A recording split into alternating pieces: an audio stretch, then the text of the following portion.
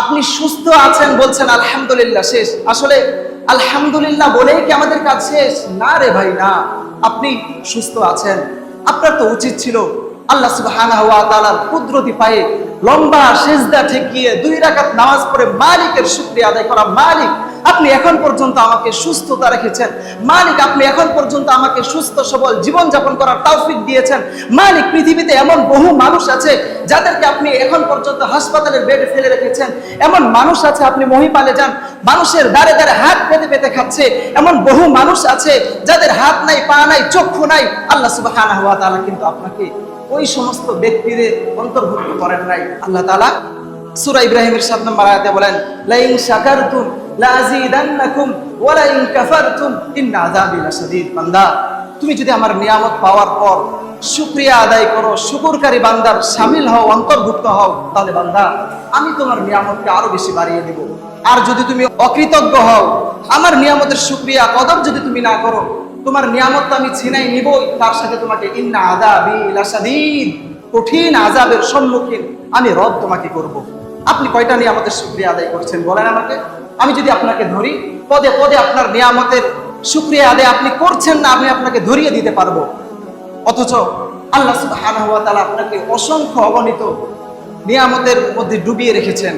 নবী সাল্লাল্লাহু আলাইহি ওয়াসাল্লাম বলেছেন, হাদিস আবু হুরায়রা রাদিয়াল্লাহু আনহু বর্ণনা করেছেন, ইন্না আউওয়ালা মা ইউসআলু আনহু ইয়াউমাল কিয়ামাহ, কিয়ামতের দিন সর্বপ্রথম আপনাকে যার সম্পর্কে জিজ্ঞেস করা হবে তা হচ্ছে নিয়ামত।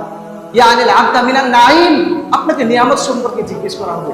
আল্লাহ সুবহানাহু ওয়া তাআলা আপনাকে কাছে ডাকবেন, কাছে ডেকে বলবেন, আলাম নুসিহা লাকা জিসমাকা, বান্দা আমি কি তোমাকে দুনিয়াতে সুস্থ রাখিনি? ওয়ালাম নুরউইয়াকা মিনাল মাইল বারিদ, আমি কি তোমাকে দুনিয়াতে ঠান্ডা পানি, নিরাপদ পানি পান করাইনি? আল্লাহ সুবহানাহু ওয়া তাআলা আপনাকে কাছে ডেকে এভাবে জিজ্ঞেস করবেন, আপনি তখন কি বলবেন? আপনি কয়টা নিয়ামতের শুকরিয়া আদায় করেছেন? কয়টা নিয়ামতের কদর আপনি করেছেন?